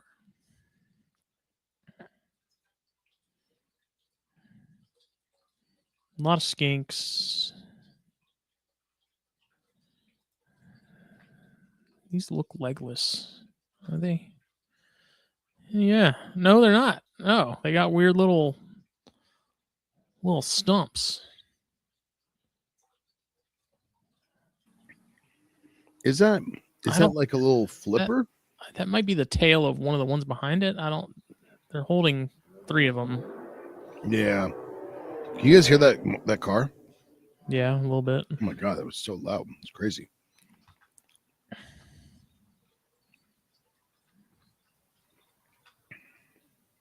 Oh, that's just the tracks. Is that a track or is that like under the sand there? No, I think it's just a track. Now, can we see some more of that species, please? Was it Banyan skink? Old Banyan. Banyan skink. It does have little legs. Oh, yeah. Look at that. But just in the back. Yeah. God said you don't need the front ones. You got the back ones. Look at that. Grab my strong hand. Legit. Take my strong hand. Give me your other hand. Oh, that one's not strong enough. Man, that is so bizarre looking. Looks like my nipples. Oh my god. Oh my god. You remember that old commercial? It was like for Mentos or something, and the dude catches the frisbee with his nipples. No, I don't remember that at all. Just me then. All right. He catches a frisbee with his nipples. I'll find it and I'll send it to you. Need to now. I think it was a Mentos commercial that something along those lines. I don't know. The Fresh Maker.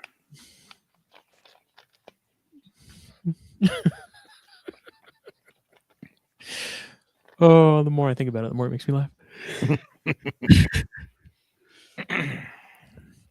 I'm surprised there's not more whip snakes too. They're not whip snakes, house snakes. Yeah, that's cool.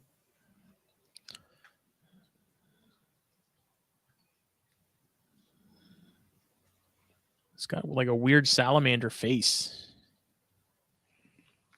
So we're looking at a toad of sorts. Is it a toad or frog? I think it's a frog. Okay. Basically looks like a Phrynomantis newtoni.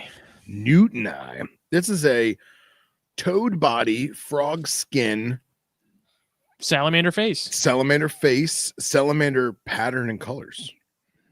Like salamander head. Yeah. On a frog body. It's pretty derpy cute. I'm not gonna lie.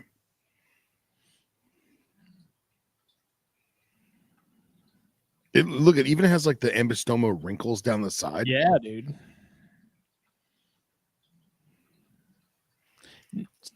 Someone took ambystoma. Oh, here's a house snake. That's random. Smushed ambystoma in a ball onto a narrowmouth toad. Yeah. Body. Wait, were you just scrolling through those toad pictures in the house? Yeah, there's just a picture. There's just a picture of a house snake chilling there. I don't know. Nice. They heard me. They did. Striped green snake, a lot of those. Oh, that's actually pretty cool looking. What is That's this? like almost like what barons want to be with their stripes. Oh yeah, look at And that. never will be. Ooh. That has a very much a rhabdophis, Yeah. rhabdophis coloration to the nape. Man, that thing's really pretty. That better be research grade. I believe it is. That's that Philothamnus dorsalis. So that Philothamnus is that same genus earlier with that random green Yeah. bush snake. You know the one. Oh, worm lizard. What, this guy? Yeah. YouTube's gonna flag this shit, dude. No, it's not. Well, they'll be like, that's not a lizard. Why are you showing that? I swear to God. Dude, it's so creepy looking. It's so phallic. It's an alien. Now, what species of worm lizard is this? Look how tiny it is. Too. Monopeltis luande. Yeah, monopeltis. Dude, this thing is so phallic looking. I swear to God, YouTube's gonna flag it. Nah, we're good. We're good. Dude, I'm telling you, we're good. This just feels wrong. All right, next species. Next species. Before we got sidetracked, I was gonna look at this spitting cobra, but it's just a shed skin. It's not the actual snake itself. They don't get rinks that far up, right? No, not at all. Yeah, didn't think so. That's probably Nigricolus. Yeah, it was. Yeah. Speaking of oh, that's cool. That's really cool. Ogre spiders and net casters. Yeah. Oh, so cool, man. Yeah, martial arachnids, the ogres, and they sell like crazy. People buy the hell out of them. They're really neat.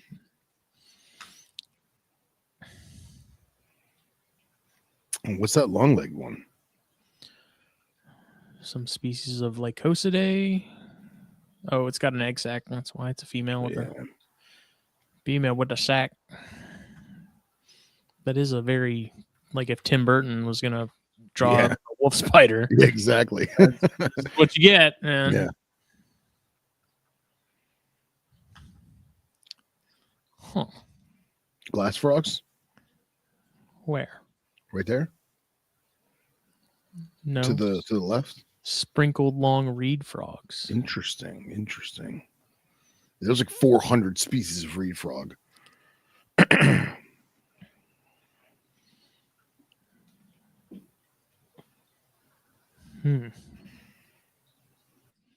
lot of house geckos, some plated lizards, which is cool. Nice. What kind of plated? Black lined. Let me see. Oh, that's cool. It's missing what's left of it. Most of it's yeah. That looks like a bird got that thing. Is that or a lawnmower? Yeah.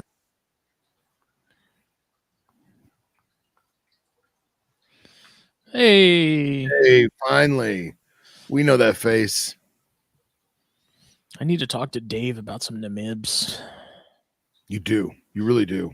They're very expensive, but they're so pretty, man. Dude, his are so much lighter than that, too.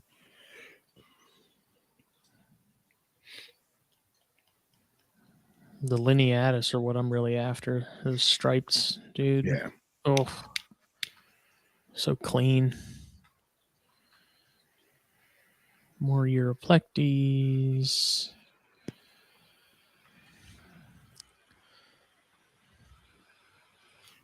I do need to pair my house snakes up here soon. I double checked with Jade yesterday about my male and if he's big enough to get it done with the female from Keller that I have, and he said, yeah, you should be able to make it happen. Nice. So. Nice. I hit that guy up. I haven't talked to him in a while. Such a fun group of snakes, man. Like people have been asking me about them, and I love them. They're so cool. Yeah, man. Wish I had gotten them sooner. I waited too long. I don't know what's going on here. Oh, that's a shed skin, I think. That's what it looks like. Oh no, there's some bones in there. R.I.P. No puff for you. Next time. Common purple glossed snake. Yeah. Is that like a Temu Attractaspis? Kind of. Amlio Dipsas polylepis.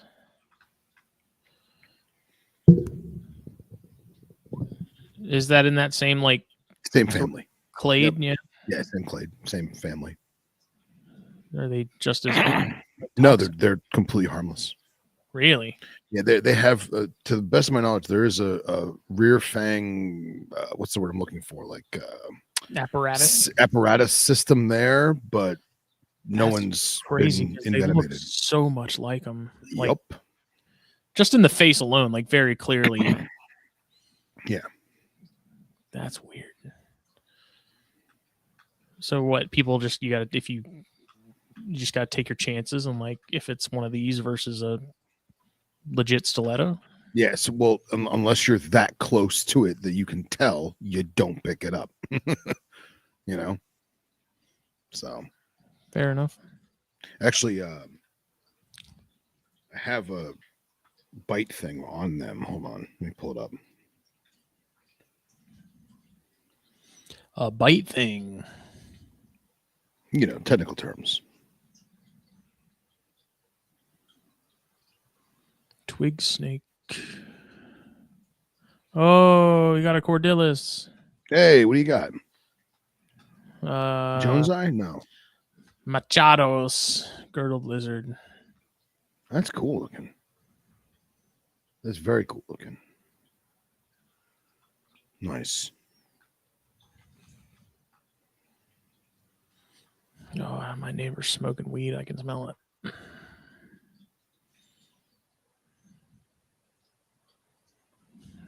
Dude smokes enough to kill freaking Willie Nelson.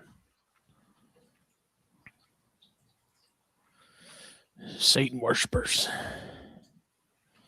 There's another. So, mildly venomous. That's it. Oh, okay.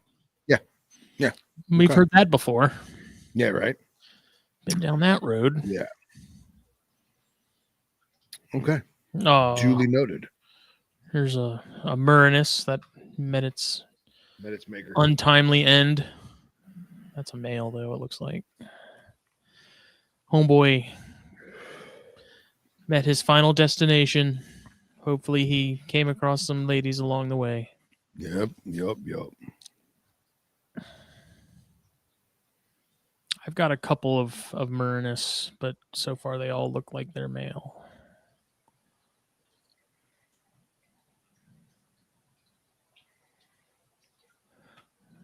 What is that? There's a golden huntsman. Dude, that's crazy. He's holding it on the leaf.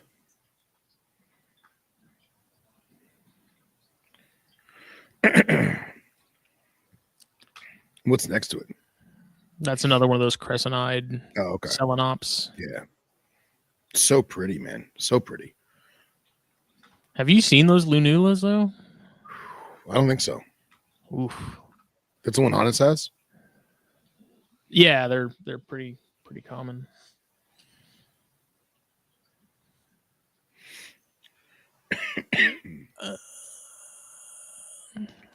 It's a Heteropoda.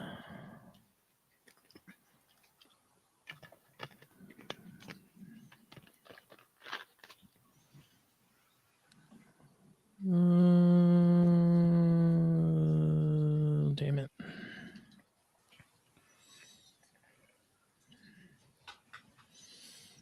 see if I can find like a really good picture of one because they're the purples and shit in them are nuts, dude. Really? Yeah. Oh my God. Look at that thing. Where is that from? They are Asian, That thing is crazy looking. Thailand, yeah, Thailand. Malaysia. Absolutely gorgeous.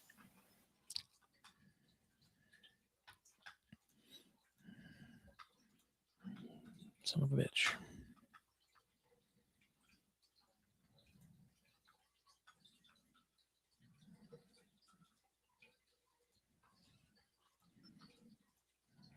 Yeah, dude, just insane. Yeah, dude, that's the blue ring octopus of Huntsman. Yeah. Legit. The blue ring octopus of Huntsman. Super cool. There's a lot of they're pretty regularly available. So I don't if I come across some next time I'm buying some spiders, there's a good chance I'll snag one or two of them just to give them a shot. Try them out. Man. They're pretty cool. Like if you're gonna get a Huntsman, that's the Huntsman you get. Oh, awesome. Yeah. Pretty big range. Oh yeah. Ow. But I think we're that concludes Angola. our virtual angle. I'm a little disappointed there was no Actrathaspis. Yeah, I mean, I guess if we're talking about countries that not a lot of people go to, be it for leisure or science, kind of get what you get. Yeah, oh for sure. So, is what it is. We will have to decide what our next stop is as far as countries you cannot go to. Venezuela, I think, would be a good one. That it would. That might have to be the next one. So that might have to be the next one. So there is one Actrathaspis observation in Angola. What species? I'm trying to pull it up. My phone is super slow. It does not say. It just says Actrathaspis. Wow. Yeah, and no one has verified it, but it is 1,000% Actrathaspis. But yeah, interesting. Oh well. I kind of gave up on my pipe here. You did. I kept having to relight it, and I got tired of having to strike matches. Pipes are more work. Another reason why I like cigars more. Yeah, but the pipe is a nice treat on occasion. It is. It's better when I can get all the crap out of it. Oh, shit. Use filter or not filter, a screen? No, I don't. Okay. I did for a little bit, but it's more work than it's worth. It is more work, and I feel like it doesn't actually help anything. I mean, I always thought it was just for caching it easily, but it still sticks and makes a mess. And yeah. Well, did we have anything else? I don't think so, man. I think we did what we wanted to do. We hope that everyone in this very extreme winter season is having good luck with their animals, and that everyone was fairly prepared for this very abrupt coldness, regardless of where you live or how much snow you received. We are thinking about you and your animals. And this coming weekend is Tampa Carpet Fest. So if you want to get a little warmer, head on down south. I guess it's gonna be probably in the 40s when we're there. I have no idea. I haven't even looked at the weather, honestly. I just figured it was going to be a little warmer than what we've got here. Yeah. So actually, let me see if I can get the forecast right quick. Not trying to jinx anybody or anything, but Tampa, Florida. So yeah, it's going to be in the 60s and 50s. 50s and 60s. I'll take it. So it'll be good. It's better than 20s. Faux show. I'm looking forward to it. Yeah, man. Good to see everybody. I'm super excited. Yeah. So we're not going to be recording Thursday because we're going to be leaving Friday. Maybe we might record Thursday. Probably not. Yeah. I don't think so. Katie's probably going to want to do something before we go. So yeah. So we'll be back next week. This episode, as always, brought to you by Fulvius Apparel, fulviusapparel.com. Hats, shirts, hoodies, mugs, all that good stuff. Go check it out. Use the code THN at checkout. Get 15% off your order. That is the exclusive promo code for THN listeners and viewers like you. Blackboxcages.com. You need a rack, you need a cage. Black Box has got what you need. So many options for customization. I think you'd be hard-pressed to not find something you're in need of or looking for. So shop around, hit them up if you have any questions. You won't be disappointed. Stuff's awesome.